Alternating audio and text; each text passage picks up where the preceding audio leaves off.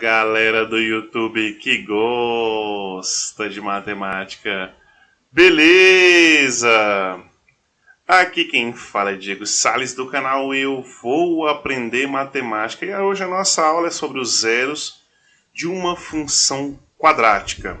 Então assista essa aula aqui até o final e você vai ficar fera nesse conteúdo. Mas antes de te explicar, eu peço que você deixe o like aí, se inscreva no canal, ative o sininho para receber todas as notificações e de boa pro ensino médio sem teu pai ficar buzinando no teu ouvido, beleza?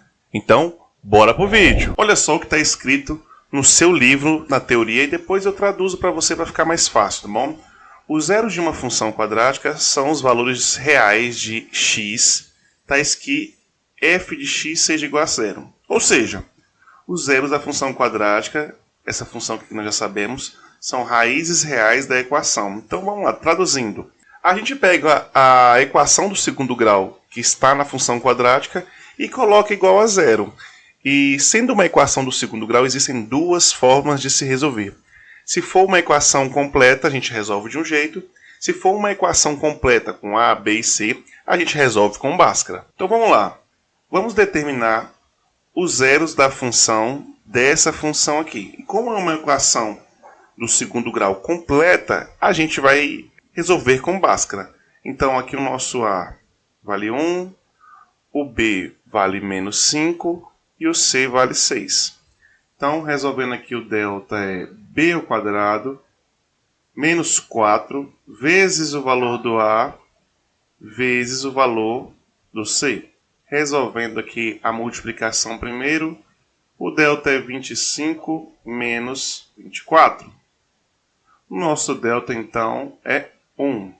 Resolvendo agora o x. X é menos o valor do b, que já é negativo, então vai ficar positivo. Mais ou menos a raiz do nosso delta, que é 1. Raiz quadrada de 1 é 1, tá, pessoal? 2 vezes o valor do a. 2 vezes 1. Então agora o nosso x', 5 mais 1, 6. 6 dividido por 2, 3. X duas linhas, 5 menos 1, 4. 4 dividido por 2, 2. Então o nosso x', x duas linhas, 3 e 2.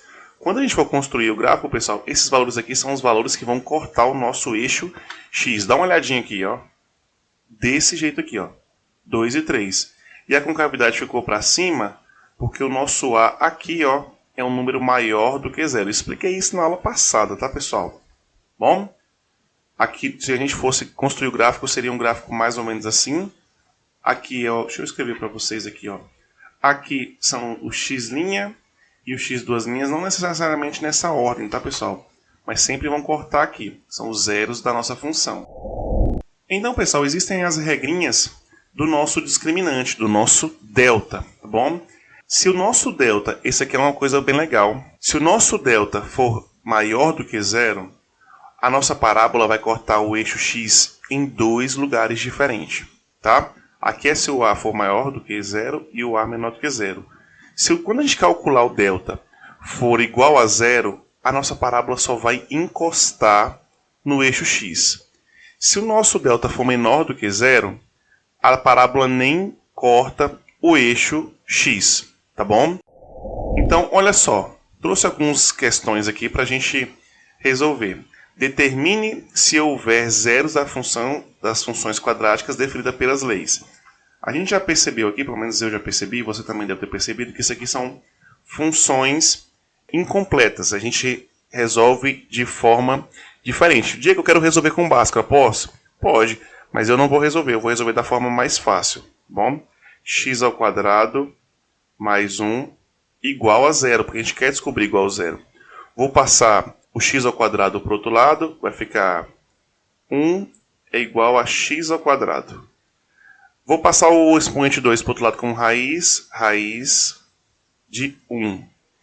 Qual que é a raiz de 1?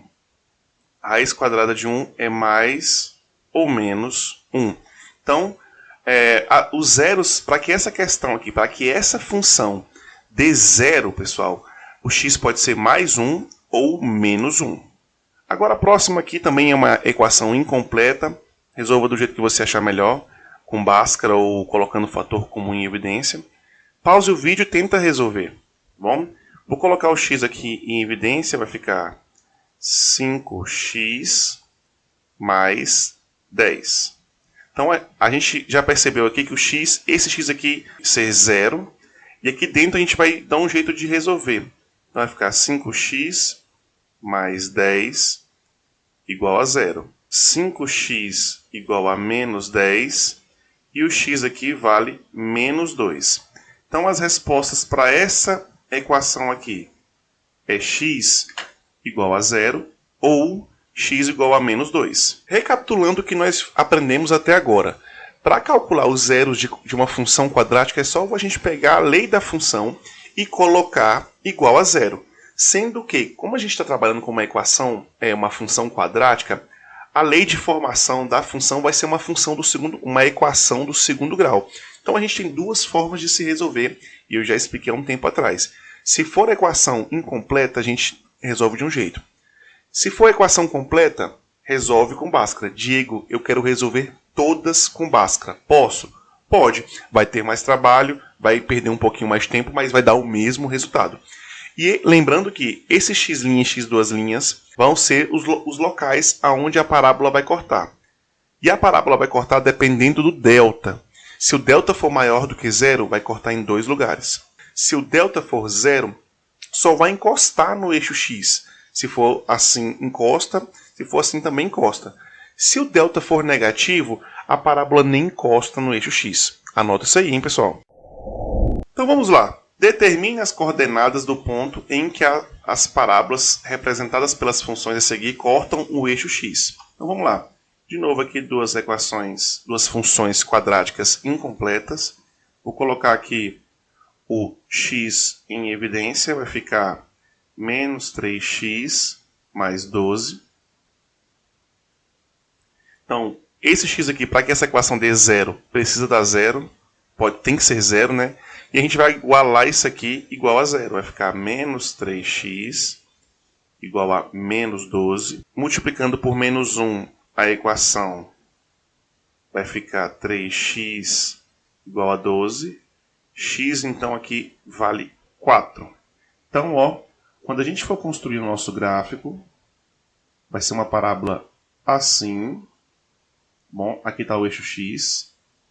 Então, aqui, nesse ponto aqui, as coordenadas são o x é 0 e o y também vai ser 0. Já nesse ponto aqui, o x vai ser 4 e o y vai ser 0. Diego, não teve espaço para fazer a b. Calma, eu vou jogar para o próximo slide aqui para a gente fazer.